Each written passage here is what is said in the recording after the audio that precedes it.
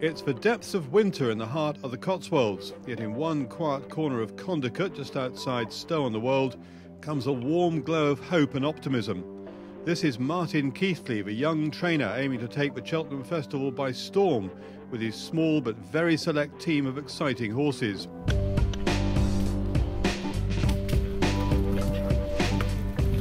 Keighley graduated from the legendary David Nicholson's School of Training. The same regime that made men of Alan King, Richard Johnson, Chuck Thornton, Jamie Osborne and many others. So how was Martin's time with the Duke?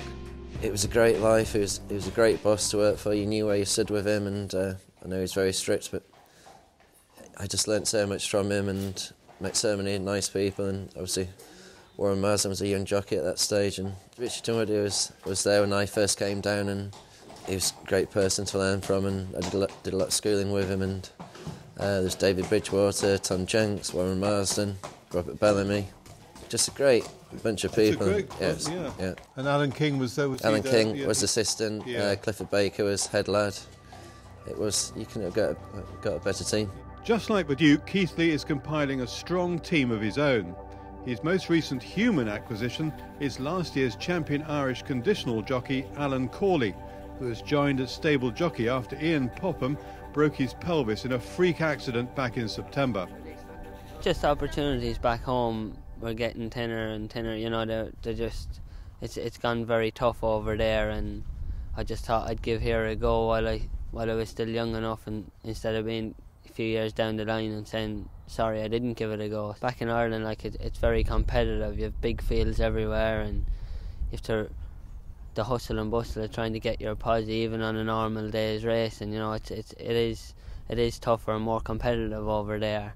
And it's the travelling over here is a lot, but you know, you don't mind that. You just get on with that. But if you're travelling, it means you're racing, which is a good thing. He's very dedicated. He works hard. He is a very talented rider.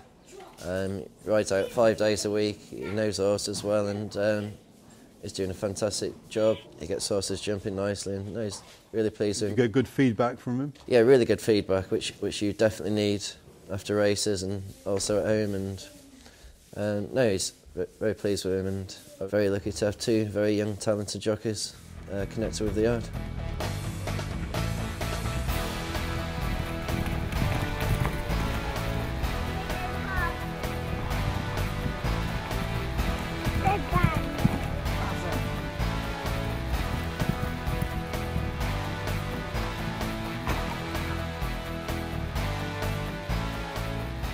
On an icy cold winter's morning, it doesn't stop things happening here. It just all runs like clockwork. That's right, you've got to keep going, and like you say, the horses still need schooling, and obviously they're working. It's ideal. We've got the whole weather here to get them off the ground. It's a great all weather, isn't it? I mean, you've got, what, 7 furlongs. It goes right the way round. That's right, no, it's fantastic. And you can work both ways too. Yeah, it can both ways, and it's just, you wouldn't see many gallops like this. Horses really enjoy it here, and no, it's... Well, no, I mean, I sort of feel I've been up and down the country and seen quite a lot, but I think this is as good as it... I mean, you've got no excuses really, have you? Hopefully not, no.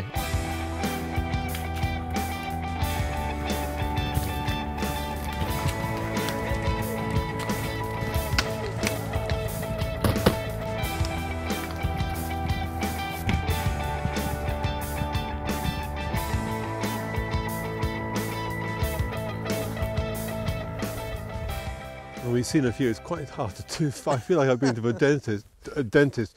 Champion Court is, I mean, you've got a few stars here, but he'd be pretty near top of the list, wouldn't he? Yeah, he would be. He's come back fresh and well and jumped well this morning.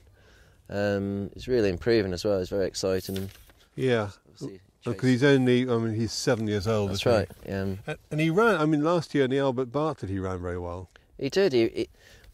We didn't have the best of preparations. We had a few problems with his feet, and it wasn't ideal preparation. And he still ran a big race and finished 4th in the Albert Bartlett. But I was thought to be a better chaser, and he's starting to prove that. Oh, it's very early days in his chasing career, isn't it? I mean, you know, so the best is yet to come. Do you think there's a lot of improvement there? I certainly do. Yes, yeah, and even his run behind Grand Cru at Cheltenham, that was like an impossible task to try and give Grand Cru £5 as well. Yeah. And I think he's a young horse improving as well, so he could go to the top hopefully. He's got so much talent. He has got a quirk about him, but a lot of good horses That's quite have good a to have a quirk. bit of a quirk. It is, yeah. Yeah. He's just a very big, strong, talented chaser. And Court in Session is also, there's a lot of ability there too. Yeah, he was impressive, winning 4 points in Ireland before he came to me. He won at Cheltenham this season and was impressive with a penalty at Ascot. And then the ground really went against him, so he's had a good long break now, and I think he's off a nice competitive mark of 1-3-2 for the Coral Cup. Horse we saw schooling this morning, Hard to Swallow. I've got a lot of time for him. He's just been a bit unlucky, really. He deserves, and he will win races, won't he? Oh, without a doubt. And yeah. he was running a mighty race in the Persian War at Chepstow, where he That was a horrible fall. Yeah, he's lucky to be here. He Really, was that bad? He did flip over on his neck, and he did well. Lucky to get back up from that. But are there any comparisons at this stage? Because Champion Court ran in the Albert Bartlett last year. That's right, yes. How would you compare the two of them? And would you say that... Both very different types of animals. Hard to Swallow is probably more athletic type, and Champion Court's a bigger framed